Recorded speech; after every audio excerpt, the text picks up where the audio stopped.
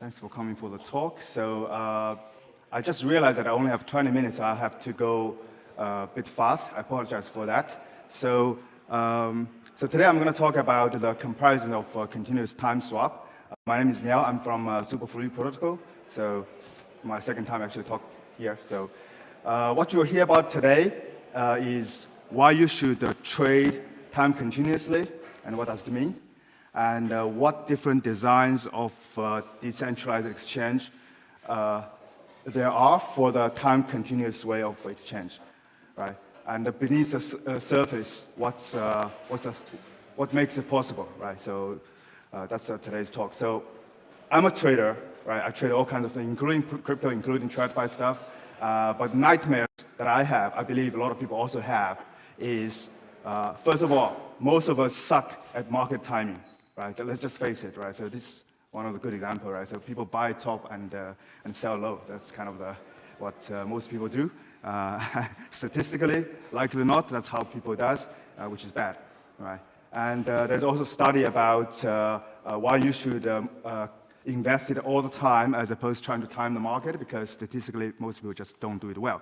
This is one of the data from the TradFi study about S&P 500. I'm curious if what kind of data is for the crypto investment. I would believe it's rather similar, right?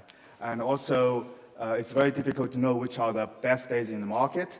And so what best way for a normal trader, a boring trader like me, like some of you, it would be don't time it, just keep invested, right? Dollar cost average, sometimes people would say, right? That's my first nightmare. The second will be very specific to crypto, right? So the front run by the MEV bots, right? What does it mean, right? So let's go through a couple of MEV terminology first, quickly, right? So there's a user, a normal Ethereum user who sends transactions, and the searchers, like advanced Ethereum users that specialize in finding MEV opportunities, or MEV like maximal extractable value, right? And sending advanced transaction types like bundles. Then we have also builders who specialize in constructing the execution payloads received from either users or either from the searchers. And then you have the validators, the party who signs and submit the transaction to the big, and it's called proposer sometimes also. Maybe you heard of this term, PBS, right? So proposer builder separation, and actually validator and proposer is kind of the same thing, right? So if you look at the supply chain, it's like from the user to the searcher. In between, there's a wallet usually, right? From search to the builder and builder to the validator. In this case, is without the PBS, right? So this is just set up without PBS. But what's the problem of it? Well, the biggest nightmare would be sandwich attacks, right? So in the graph above, you will see that, okay, Alice tried to buy something from the DEX. However, Bob sees the transaction and tried to squeeze two transactions in, put Alice's transaction in between. It's similar to a sandwich, and then take advantage of that. Why? Because it's possible, because transactions on the blockchains that we know of are transparent, so there's a chance for the builders, anybody in the stage of the supply chain, actually, right? So in the diagram below, it's a bit more than the one that I showed a moment ago, because this one has PBS built in, right? So actually, there's 95% of the validators in Ethereum ecosystem now utilizing the MEV boots to do the PBS. So there's builders, there's validator, there's escrow, there's relay, and there's users, blah, blah, blah. But still doesn't solve this problem because transactions are transparent, right? So that's kind of the nightmare sort of crypto trader would have. So here's one solution that I'm going to talk about today with a couple of designs that implements such solutions. So the gist is that we let the swaps happen every block, but virtually. We're not going to submit the transaction every block, of course. It's going to be too expensive. But we let it happen virtually every block. Right? We model a swap exchange using time. We don't model it in a way that it's instant transaction or instant swap, right? So this way we avoid market timing, right? We avoid the first nightmare, And the second is we'll minimize the single block MEV risk. So let's see what kind of design we can come up with to create this kind of solution. All right. So design one, I call it the flow swap. So the basic idea is that you add the continuous time elements to the Uniswap v2 contract, or the Uniswap v2 concept, let's say, rather. So first of all, just a refresher, what is Uniswap v2? It's a very elegant and simple, right? I think it should be the exercise for everyone that learn to program on Ethereum to do by hand yourself, because it does show a powerfulness of DeFi, right? The simplicity and sometimes.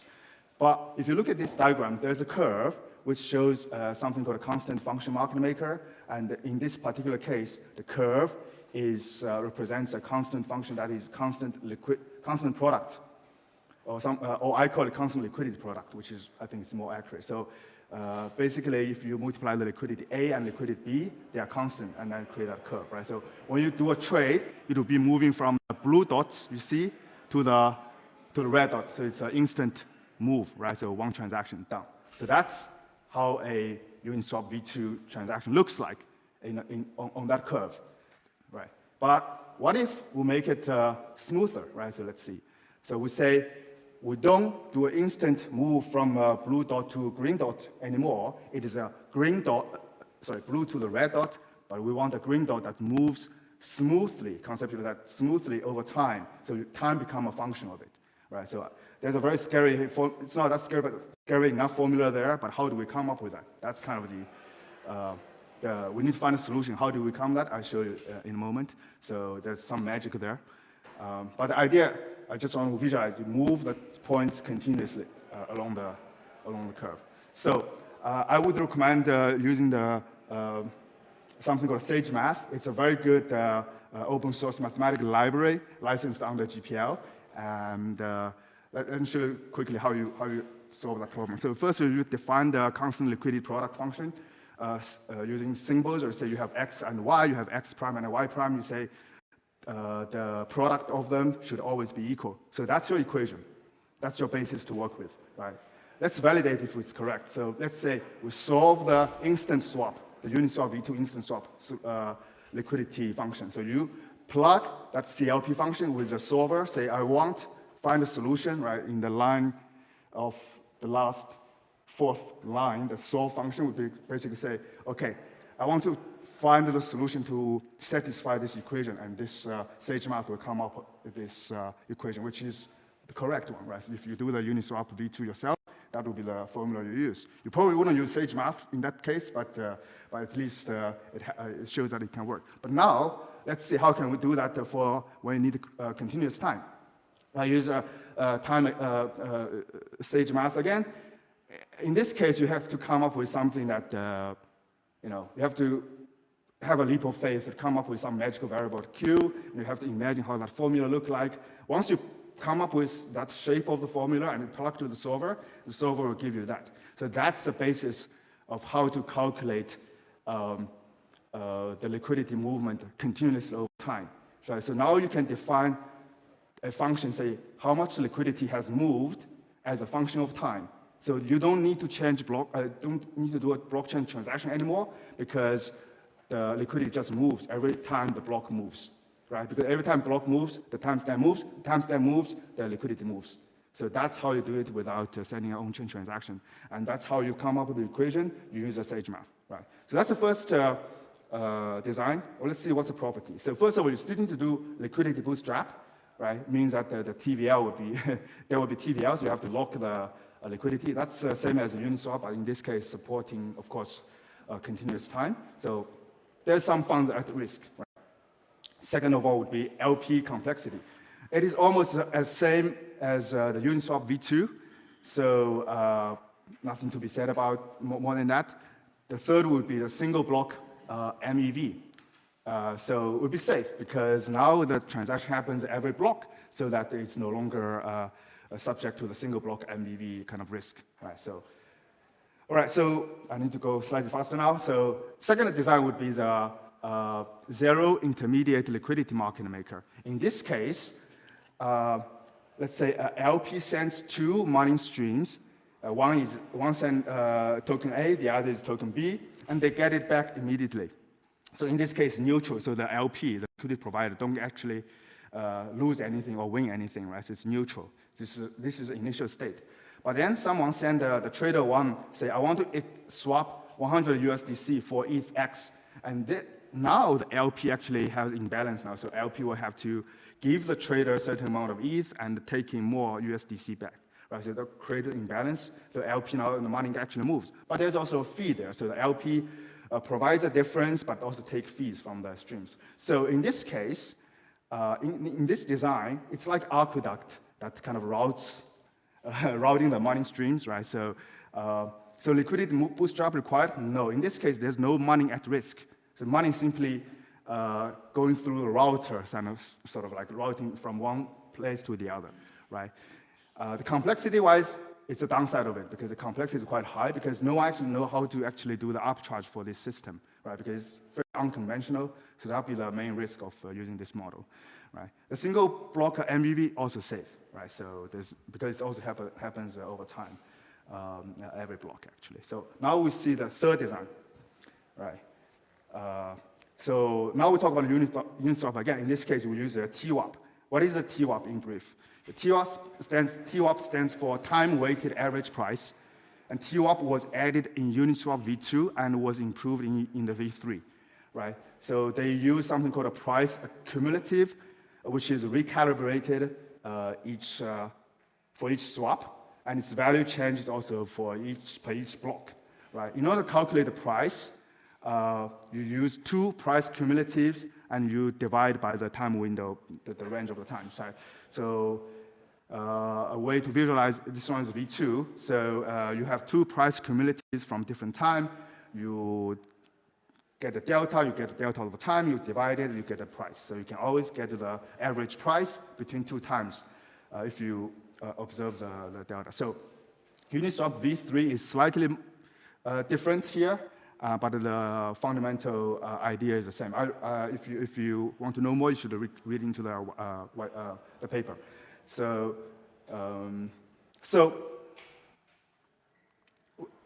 we have actually in production something that tracks the observed price and the market price. So you can see that the average price, if we use this method, tracks the data from Yahoo pretty well. Right? So the green data would be the one that we actually track, and the red data would be the one we retrieve from the market.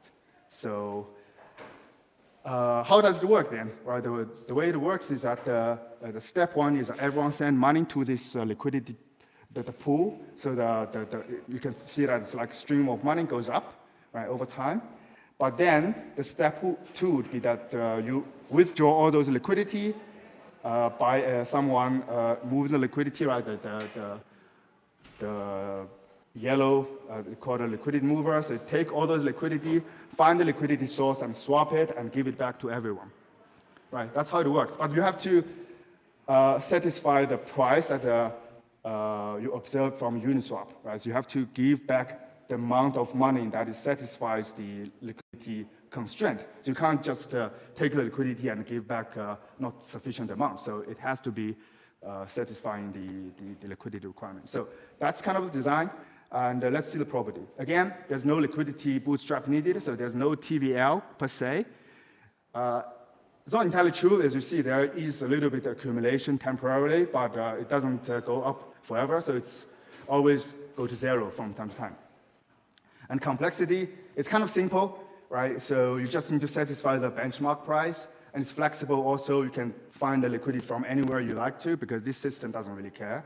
And it's also competitive, because everyone kind of competing with that job, which is about swapping liquidity, satisfying the price constraints. So single block MEV, while it's kind of safe for the traders, there's a little bit challenge to the liquidity movers to be competitive, and they are still subject to MVV, but it's their job to solve that challenge, right? So there's a design for also, I anticipate I don't have enough time to talk about it, but if you look at Paradigm, they have another design called T1, time-weighted average market maker, and they have a design that there's some similarity with that and with the notorious I just talked about. but I will not go into that. So how all this can be possible? Well, the enabler is actually, you need some sort of composable money stream. Without it, all the design, you can't really do it. So I actually leave it until the end. I don't want to show the superfluid, right? So, but you have to have this kind of token wrappers. It has to be ERC20 compatible. You have to be able to wrap existing ERC20 tokens.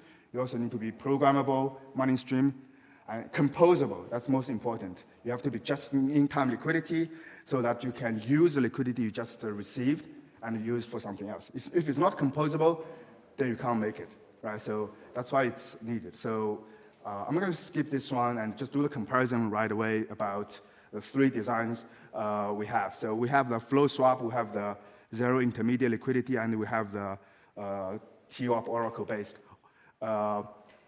Only the flow swap needs a liquidity bootstrap. All of them others doesn't need. And LP complexity-wise, the zero intermediate liquidity is the most complex one, and the TOP is the simplest one, I would say. And MEV safety-wise, all of them are safe with a little bit caveat that the TOP version has to,